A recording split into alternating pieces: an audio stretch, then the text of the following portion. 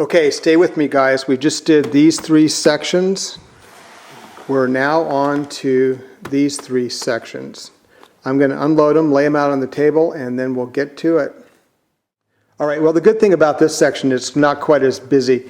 Here's a nice selection of gauze and some trauma pads. So here's some abdominal or trauma pads. These measure 5 by 9. There's 2 of them. That should be more than adequate for this kit. And again, vacuum packing them makes them pretty small. A good cheap alternative is a set of maxi pads. Here's a 4-inch roll of roller gauze. Another name for that is cling gauze. And there's a 3-inch roll. And right here are 4 packs of 4x4 gauze. Now, I don't think you need to have 2-inch, 3-inch, and 4-inch gauze. These are more than adequate. And there are 10 per bag. So there's a total of 40 in a very compact set. Now, I did a video on these, and you can check that out on the link. But these are vacuum packed. They're stored in a Ziploc sandwich bag. So when you open them up, if you only need to use 3 or 4, you've got a bag to store the remaining. All right, this will complete the musculoskeletal module. This is a SAM splint, and it's folded in fourths, and there's a large splint and a small splint. So the small splint can be used on fingers, and the large splint can be used on upper extremities like the arm, forearm, wrist, or the lower extremity, ankle and foot. Here's 4 feet of Gorilla tape. Duct tape would work as well. I just like the Gorilla brand. It has that nice glossy surface. There's a ton of uses for this. Okay, this is self-adherent roller gauze, and this is actually a pretty big roll. It's about like that. But if you flatten it out, put it in a vacuum packed bag, you can get a nice tight package out of it. I got this from the veterinary supply at our local farm supply, much cheaper than buying it at REI or at the drugstore, but those are 2 other options. And then this is a 3-inch ace wrap. I would use that in conjunction with the splint. If I needed more wrapping capability, I could bring in the 4-inch roller gauze or the non-adherent, I keep saying non-adherent, or the self-adherent wrap. And then the last thing is a Tyvek triangular bandage.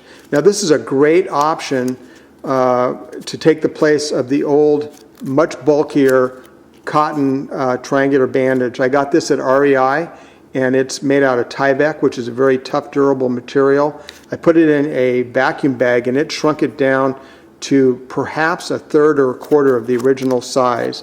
And what I did is I cut the back of the box off and put that in the bag as well, so that if someone has to use this besides myself, they'll have some options on how to apply this. Okay, we're getting into the wound management module.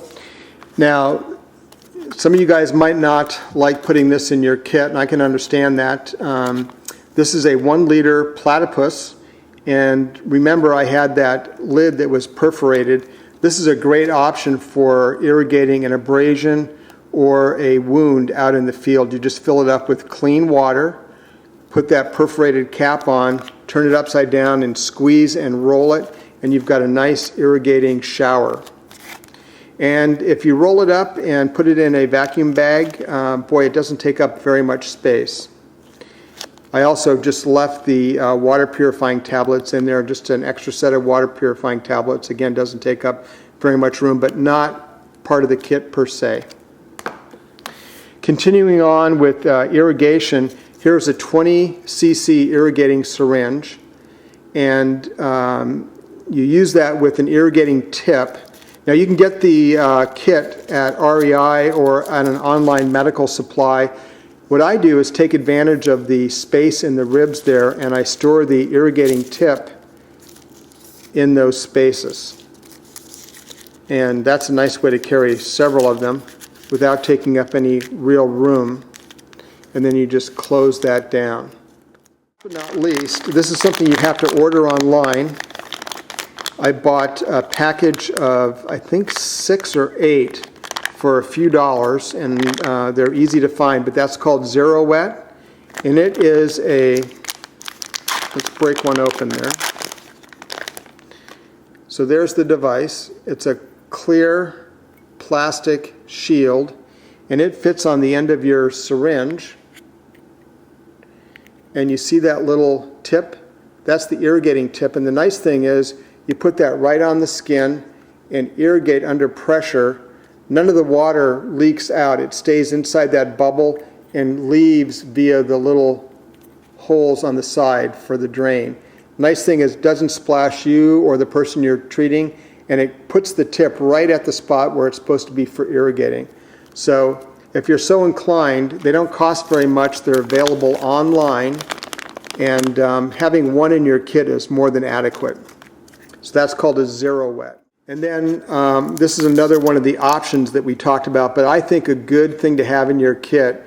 It certainly augments your gauze for stopping heavy bleeding.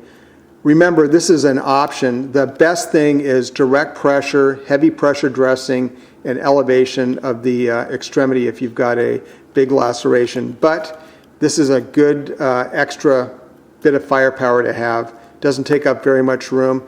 They're a little bit on the spendy side, but not too bad. You can buy these at REI for under $10. Okay, last item in this set is a headlamp, and I just got a very small one, which is more than adequate. I've actually used this in the field before, and I can roll in a picture of that. Again, I'm a big fan of having dedicated equipment in a kit, and I think a first aid kit or a survival kit, those are items that you've dedicated for that kit. Now, I have another headlamp in my general backpacking supplies for sure, but I want to have a dedicated lamp in my first aid kit, so it's always there. And this is perfect, kind of like the old headlamp that a doctor uses. You put it on, and you can angle it so you can adjust it for wherever you need to look. It's got a bright and a dim setting, but the bright setting is what I used the most. And it is a great option to have if you're having to take a look in someone's mouth or in their eye, or having to do something in the middle of the night. Put this on your head, and then you don't have to have someone holding a lamp, and you've got 2 hands free to take care of the person. Doesn't take up very much room. So a headlamp. All right, guys, I appreciate you hanging in there with me. So we reviewed these first 3 sections. We've just completed these 3 sections. Now we're going to do the last 2 sections, and then following that we have the pharmacy modules to review. All right, there's the Band-Aid module. So there's some 1-inch Band-Aids, and these have antibiotic ointment already on them, so that's a great option. And then some 1/2-inch Band-Aids, both with antibiotic ointment already on them. There's large and small knuckle wraps, so those are good for the end of a finger when you have to flex. And then some large 2-inch Band-Aids, and you can put some antibiotic ointment on those. Those are good for bigger wounds. So that's the Band-Aid module. Okay, we're finishing up with the wound management module here.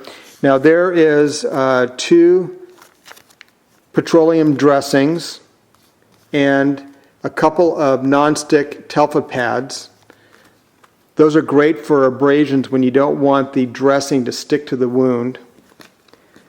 There's some steri strips. I've got large and small, so 1/4-inch and 1/2-inch. Butterfly Band-Aids. So those are good for small wounds, already sized for that. If you need bigger ones, I did a video on how to turn duct tape or cloth athletic tape into butterfly dressings.